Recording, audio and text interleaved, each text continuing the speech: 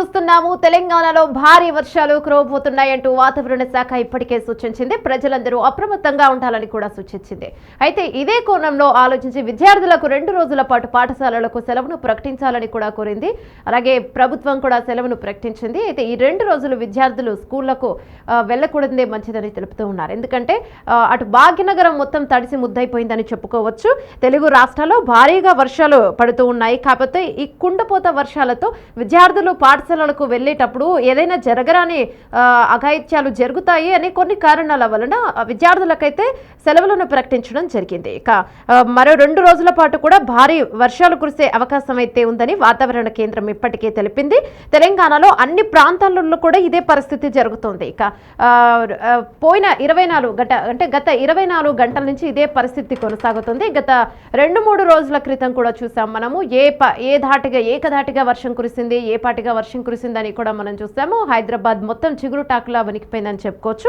అయితే ఇప్పుడు తెలంగాణలో అన్ని ప్రాంతాలలో కూడా ఇదే పరిస్థితి కొనసాగుతుంది. ఎక్కడ చూసినా ఏకధాటిగా వర్షం పడుతూనే ఉంది. ఇక తెలంగాణ మొత్తం సగం నీళ్లలోనే ఉందని చెప్పుకోవచ్చు. తెలుగు రాష్ట్రాల్లో భారీగా వర్షాలు పడుతూ ఉన్నాయి కాబట్టి ఇక పాఠశాలలకు ముఖ్యంగా సెలవులు ఇచ్చారు. ఎందుకంటే మనం చూస్తూ ఉంటాం కొన్ని గతంలో జరిగిన కొన్ని వీడియోస్ కానీ అవి కానీ చిన్నపిల్లలు స్కూల్కి వెళ్ళేటప్పుడు నాలలో పడిపోవడము, ఆ వాటర్లో పడిపోవడము, లేదంటే ఎలక్ట్రిక్ పోల్స్ అలాంటివి టచ్ చేయడము, కొన్ని అంటే వైర్లు తెగి వాటర్లో పడడము, వాటి వలన కరెంట్ షాక్ కూడా అటాక్ అవుతూ ఉంటుంది. సో దాని బారిన పిల్లలు ఈజీగా పడతారు, పాఠశాలకు వెళ్ళే పిల్లలు. కాబట్టి ఈ స్కూళ్లకు సెలవులను ప్రకటిస్తే కొద్దిమేర నష్టం కలగదని భావించి తెలంగాణ ప్రభుత్వం స్కూళ్ళకైతే సెలవులను ప్రకటించిందని చెప్పుకోవచ్చు.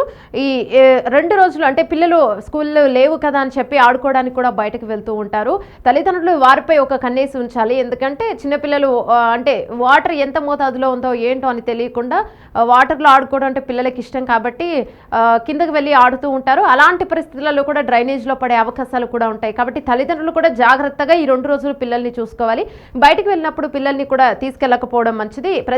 ఎవరైనా సరే ఏదైనా అత్యవసర పరిస్థితులు ఉంటేనే బయటికి వెళ్ళాలని కూడా వాతావరణ శాఖ సూచిస్తుంది. ఒకవేళ వెళితే గనక తగిన జాగ్రత్తలు పాటించి వెళ్ళాలని కూడా చెప్తోంది. అంటే రెయిన్ కోట్ కావచ్చు, గొడుగు కావచ్చు, ఇలాంటివి తీసుకుని వెళ్ళాలి.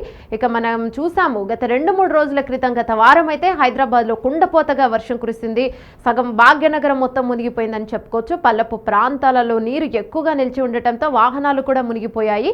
కాబట్టి సదరు వాహనదారులు ఎవరైతే ఉంటారో వాళ్ళందరూ కూడా వాళ్ళ వాహనాలని కాస్త జాగ్రత్తగా ఉంచుకోవాలి.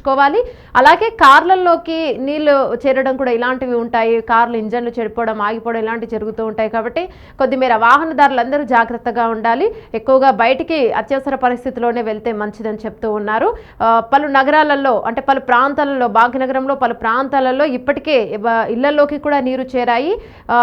పల్లె ప్రాంతాలన్నీ కూడా మునిగిపోయాయి. ఇప్పుడు తెలంగాణ రాష్ట్రంలో అన్ని ప్రాంతాలలో అంటే కొన్ని జిల్లాలలో కూడా అధిక వర్షపాతం నమోదవుతుందని వాతావరణ శాఖ సూచించింది. అటు పల్లె గ్రామాలలో కూడా అందరూ జాగ్రత్తగా ఉండాలి. పల్లెలలో కూడా స్కూళ్ళకి పిల్లలు వెళ్ళకపోవడమే మంచిది. అక్కడ కూడా అంటే తెలంగాణ రాష్ట్రం మొత్తం స్కూళ్ళకు సెలవులను ప్రకటించారు కాబట్టి ఈ 2 రోజులు కాస్త జాగ్రత్తగా ఉండాలని సూచిస్తోంది.